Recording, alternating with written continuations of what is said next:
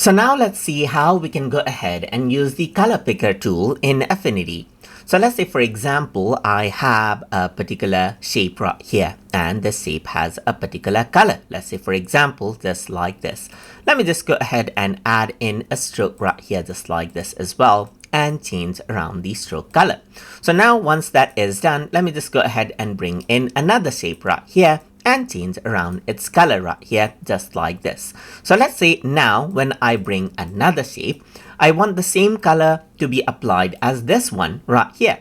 So for that, you can go ahead and select it and then go around over here. Let's say, for example, over here onto the color picker tool. And once you do that, you can simply go ahead and click right here, and then that selected color is applied right here, just like this. You can also go ahead and click on the stroke color, and this is what you have. If I were to go ahead and reverse it, this is what I have. And now I can go ahead right here and then, let's say, for example, take this as a sample right here, just like this, and this color has been applied just like that.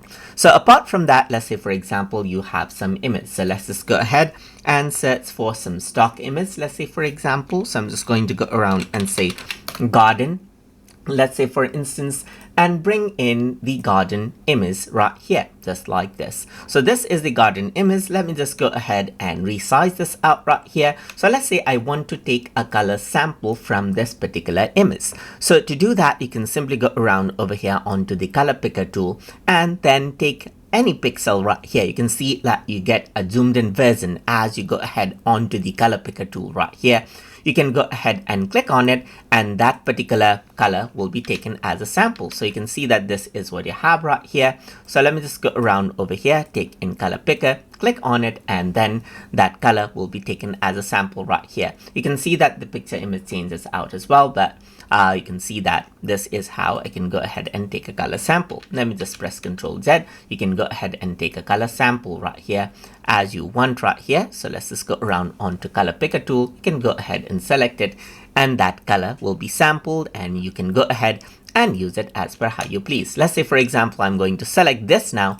Because I selected the image itself, it applied the color to the image. But if I were to go around over here and then, let's say, for example, take a sample, you can see that that color has been applied right there, just like that. You can go ahead and click right here, and that has been applied right there, just like that.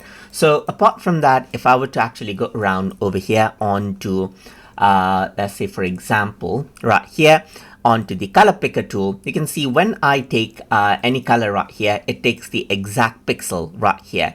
So you can see that the radius point being used is 1 by 1. That is the exact pixel is being taken as a sample. But you can go ahead and change the average sample to bigger area so that it actually goes ahead and averages out all the colors and mixes it, and you get a sample right here, just like that as well. You can even go for 3 by 3x sample so that it takes 9 pixels right here as sample in a certain color area, and then we'll mix that out. So that is what you have, and you can see that right now the source is global, meaning I can go ahead and take the sample from all of the layers.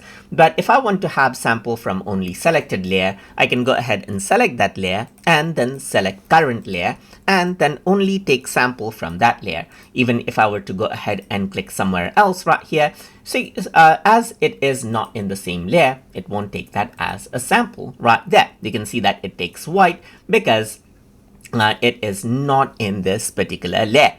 So that is what you have. So you can go ahead and select global. So here you can see that this magnification is as an option. You can go ahead and turn it off as you like as well, or enable it out, and you can apply to the selection as you want. But if you just want to take a sample, let's say, for example, right here, not apply to the selection, then you can go ahead and do that as well. So you can see that it won't actually apply right here, will only give you the value right here. But if you want to apply, you can simply go ahead and select this. You don't want to apply, then you can simply go ahead and select right here, and you'll be able to see the color picker right here, just like this right here.